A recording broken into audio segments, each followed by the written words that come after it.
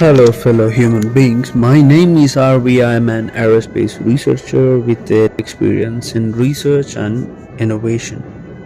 I would like to talk today about what is the universe actually made of. Ancient astronomers and researchers like us were perplexed by the nature of comets and pondered the chemical composition of stars centuries ago. These old puzzles have been solved, but new puzzles have taken their place as larger telescopes and more sensitive tools look farther into space. Now we wonder about black holes, the fundamental nature of physical laws, and the position of the universe in general. Cosmic viscosities and enigmatic mysteries about the space that have not yet been revealed. The universe is full of mysteries. From the backyard of our own solar system to the far off shores of the cosmic ocean, there is how it has always been. So, once again, what is the universe really made of? It can be simply said that nobody knows about that. The universe is so vast that the atoms and molecules that made up our familiar matter are merely the proverbial tip of the iceberg.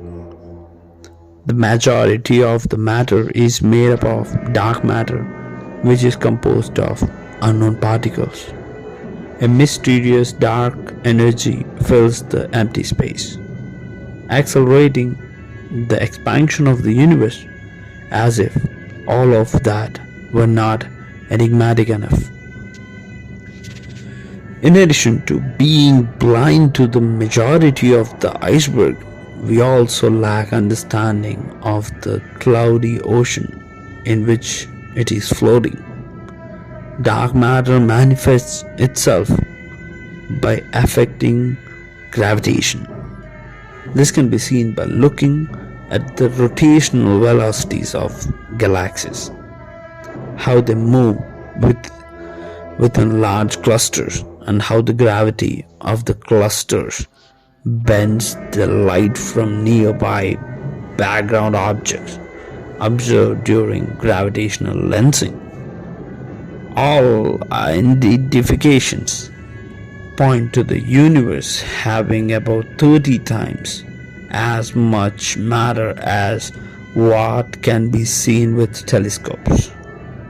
Could the dim stars, the small stars, coal, gas clouds, and black holes therefore explain the existence of dark matter?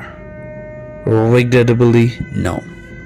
The universe would appear very different if all the dark matter were made up of baryons, the protons and the neutrons that make up the atomic nuclei. The nuclear fusion reactions that took place during the Big Bang would have produced a different set of examples and elements with much less or heavy hydrogen than is actually seen, because there were so many baryons present. There is no other option if you believe in the Big Bang theory. In reality, the mysterious non-bionic particles make up the vast majority of the universe's matter. This is also dark energy, a memorable great name, but nobody is aware of what it is. We found in 1998 that the universe is expanding at a faster rate than it did a few billion years ago. Contrary to expectations, it appears that the universe is expanding more quickly despite the gravitational pull that galaxies have on one another. This acceleration is attributed to dark energy, which can be compared to the repelling forces of the empty space. So there you have it, the cosmology, the concordance model. Dark energy makes up roughly 70% of the universe's total mass, with matter making up the remaining 30%, obviously. However, only a small portion of the matter, 4% of the observable total mass, is made up of ordinary particles, and only a quarter of the baryonic matter, 1% of the total, is visible to us in the form of stars and clouds, glass clouds. That much is true. The story is peculiar. The concordance model is still preferred by the majority of us. It provides an explanation for the majority of the properties of the universe and is supported by most of the people. A variety of observations, including 3D mapping of the spatial distribution of galaxies and temperature maps of cosmic microwave background radiations. The afterglow of any Big Bang is called that radiation.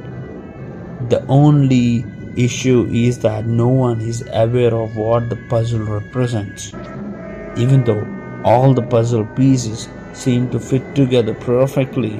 The biggest unsolved problem in astronomy is the nature of the universe. See you in another episode.